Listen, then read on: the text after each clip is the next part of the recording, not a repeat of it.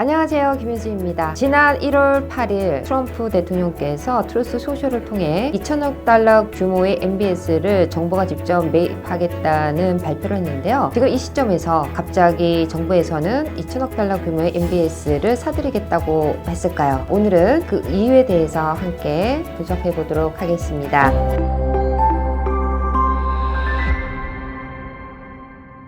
2천억 달러의 MBS 매입이라는 것은 정부가 개입을 해서 유동성을 시장에 풀겠다는 의지를 가지고 있다, 이렇게 볼 수가 있는 것이죠. MBS가 매입이 됨으로써 시중에 이제 돈이 또 풀린다는 거죠. MBS를 살려고 하는 수요가 많아지게 되면은 가격이 상승한다는 것은 그만큼 수익률이 내려간다는 거죠. 부동산 수익률을 나타낼 때 수익과 리스크를 나타내는 지표로서 많이 쓰는 캠 레이스의 이론과 거의 비슷하다고 볼 수가 있습니다. 가격이 올랐다는 것은 역으로 얘기하면은 캠 레이스가 낮아진다, MBS 수익률이 낮아진다는 거죠. 리스크가 그만큼 없다. 그러면은 대출을 해주는 은행에서는 리스크가 없다고 생각했을 때는 MBS 국채 스프레드 자체가 얇아진다, 이렇게 보실 수가 있습니다. 결론적으로는 모기지 금리가 하락된다, 이런 결과를 우리가 볼 수가 있는 것인데요. 연준에서 지난 2025년 9월 이후로 금리를 3번 연속적으로 인하가 됐었지만 여전히 마켓에서 느끼는 실질 모기지 금리는 그렇게 많이 낮아진 것 같지 않다라는 내용을 많이 다루었었는데요. 이러한 시장의 리스크 요인으로 인해서 MBS 스프레드 자체가 축소되지 않았다. 그렇기 때문에 모기지 금리 자체는 10년물 국채 금리의 영향을 많이 받기 때문에 기준금리가 당장에 내려도 모기지 금리가 그만큼 빠른 속도로 같이 내려가지 않을 수도 있다는 내용을 많이 다루었습니다. 기준금리가 내렸다 하면은 실질적으로 소비재에 관한 신용, 크레딧 카드라든지 상업용 융자 이런 부분에 있어서는 직접적인 영향을 받을 수가 있지만은 모기지 금리는 기준금리가 하락했음에도 빠른 속도로 하락하지 않을 수가 있습니다. 그렇기 때문에 2천억 달러 규모의 MBS를 매입한다는 정부의 개입은 기준금리를 떠나서 간접적으로 모기지 금리를 내리고자 하는 정부의 의지를 보여주고 있는 것이다 라고 풀이할 수가 있는 것입니다.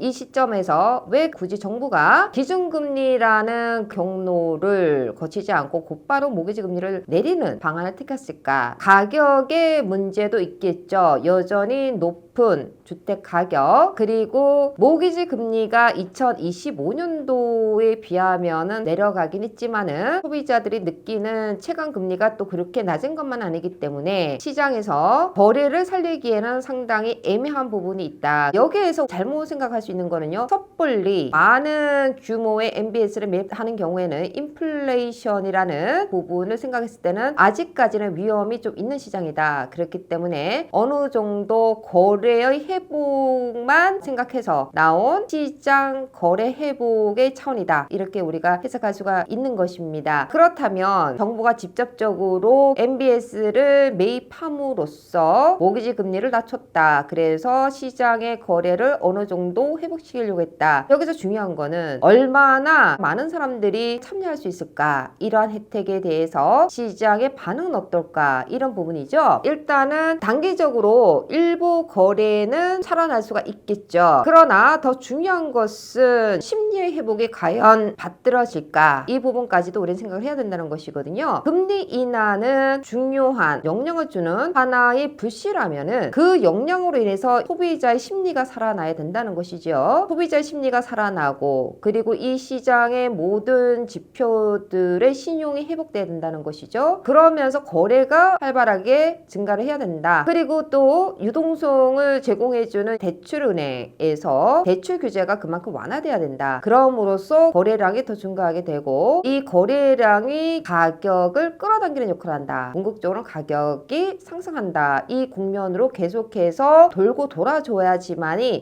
부동산 가격 상승 국면으로 갈 수 있다는 것입니다. 그러면 여기에서 2008년도 금융위기 때의 경우를 비교를 해보면 현재 이 시점에서 어떻게 이 시장이 반응할 건가에 대해서 짐작을 해볼 수 있을 것 같습니다. 2008년도 금융위기가 일어났고 2009년, 2010년도에 정부에서 MBS를 매입해서 유동성을 시장에 공급하는 역할을 했습니다. 그때 당시에 모기지 금리가 좀 더 떨어지는 역할이 됐었죠. 그때 5% 중후반의 모기지 금리를 유지하고 있었는데요. 그런데 그때 당시에 심리는 움직이지 못했다는 것입니다. 금리가 내렸다 해서 사람들은 움직이지 않았다는 것이죠. 일부 거래는 어느 정도 있을 수는 있었다. 그러나 그것이 시장이 회복 국면으로 이끌 수 있을 만큼의 회복은 아니었다. 심리가 여전히 얼어붙은 상태였다. 그러면서 서서히 경제 지표라든지 그리고 시장의 어떤 신용이 회복됨으로써 거래가 반등되고 그리고 대출은행에서 유동성을 시장에 풀기 시작하고 그러면서 융자 승인권이 증가하고 거래량이 더 활발하게 증가하면서 가격이 상승하는 국면으로 이르렀다. 2009년부터 2019년 긴 회복기가 거의 10년에 걸쳐서 있었다. 2020년 팬데믹 위기 때를 보시면은요, 한마디로 경제 위기였습니다. 엄청난 경제 부양책이 정부 차원으로 있지 않았습니까? 초저금리에 그리고 유동성이 많이 완화됐었던 시기를 우리가 생각해 볼 수가 있었죠. 그러면서 어떻게 됐나요? 많은 사람들이 부동산 시장에 참여함으로써 공급은 현격하게 부족했고 바이어들은 너무나 많았기 때문에 주택 가격은 상승을 했다. 여기에서 다른 점이 있죠. 금융위기 때는 공급 가행 시기였다. 그렇기 때문에 가행된 공급을 흡수하는 시기가 더 많이 걸렸다. 그렇지만 이번엔 좀 다릅니다. 고금리 후유증으로 이어진 결과로서 공급이 여전히 부족한 상황입니다. 그렇기 때문에 금융위기 때하고 좀 다른 것은 속도는 좀 빠를 수 있다는 거죠. 왜냐하면은 공급이 부족하니까는 공급을 흡수할 수 있는 그 시기는 적어도 없어진다. 그렇다면은 지금은 어떤 상황인가? 얼어붙은 심리가 일단은 완화되면서 시장이 참여하고 궁극적으로는 거래량이 증가하기 시작해야 된다는 것이죠. 그렇다면 NAR에서 2025년도에 발표한 기존주택 거래량을 보시면은 2월부터 6월까지는 거래 절벽이었다. 그리고 7월부터 거래량이 반등하기 시작해서 9월까지 빠른 속도로 거래량이 증가를 했습니다. 그리고 10월 달에 조금 감소를 했죠. 그리고 11월 달에는 다시 거래가 거의 또 절벽이 됐었던 자료가 있었는데요. 그거는 또 여러 가지 이유가 있었죠. 10월 달에 연방정부 셧다운이 있었다. 그것이 역사상의 기록으로는 긴 셧다운의 기간이었다. 그리고 셧다운의 기간이 길을수록 회복되는 데는 기간이 걸릴 수밖에 없었다. 이러한 2천억 달러 규모의 MBS 매입 자체로 인해서 모기지 금리를 어느 정도 낮춤으로써 실수요자 기반의 참여자들은 분명히 증가할 수가 있을 것입니다. 그러나 이거는 단기적으로는 거래량을 증가시킬 수가 있겠죠. 그러나 신용적인 부분, 대출의 유동성 공급 부분 이런 부분들이 같이 회복이 되어야지만 회복기가 단축되어질 수 있다는 것입니다. 그러면 이러한 모기지 금리가 인하됐다. 2025년도에도 시장을 지배했던 현금 구매자 그리고 저대출 바이어들 이런 분들은 금리 인하 자체가 그렇게 크게 좌우하지는 않을 것이다. 어차피 현금 구매자들은 금리가 높든 금리가 낮든 현금으로 구매하기 때문에 모기지 금리의 하락 자체가 그렇게 많은 하락 국면이 아니라면은 많은 영향 없을 것이다. 그러면은 영향을 줄 수 있는 분야는 고대출 바이어들이다. 유효 수요자분들에 한해서 말씀드리는 것입니다. 어떻게 보면은 이 시장은요 굉장히 편차가 심할 것입니다. 자산별로 지역별로 편차를 두면서 회복이 될 것이다. 그런 생각을 하고요. 단독주택도 마찬가지로요. 이런 중저가 주택 많은 사람들이 월 상환 금액을 감당할 수 있을 만큼의 주택들은 당연히 빠른 속도로 회복이 될 것이고요. 반면에 고가 매물들은 속도에는 둔감할 수가 있겠다 이런 생각을 합니다. 왜냐하면은 일단은 고가 주택을 구입하려는 사람들은 많은 금액의 다운 페이먼트가 있으셔야 되는 상황이고 현금 구매자들 역시 마찬가지로 고가 주택은 신용의 회복이라든지 그 다음에 시장의 유동성의 공급이라든지 이런 모든 부분을 보면서 서서히 움직일 확률이 높기 때문에 단기적인 회복에서 먼저 움직여줄 수 있는 분들은 중간 가격대의 집을 구입하시는 실수요자 기반으로 해서 서서히 움직이지 않을까 하는 생각을 합니다. 따라서 1월 8일 트럼프 대통령께서 발표하신 2천억 달러 규모 규모의 MBS 매입이라는 것 자체는 미국 부동산 시장의 거래량을 증가시키는 데 있어서 단기적인 회복은 있을 수가 있고 중간 가격 자산군에 대한 분야에서 먼저 움직임이 살아날 수 있을 것 같습니다. 이번에 중요하게 생각하셔야 되는 것은 지역별로 자산별로 극과 극으로 회복될 수 있다는 점을 항상 생각하시고요. 여러분들께서 의사결정하는 데 있어서 핵심이 될 수 있는 내용인 만큼 지표들을 살펴보시면서 시장에 참여할 수 있기를 바랍니다. 감사합니다. 미국 부동산 전문가 김효지 대표의 네 번째 저서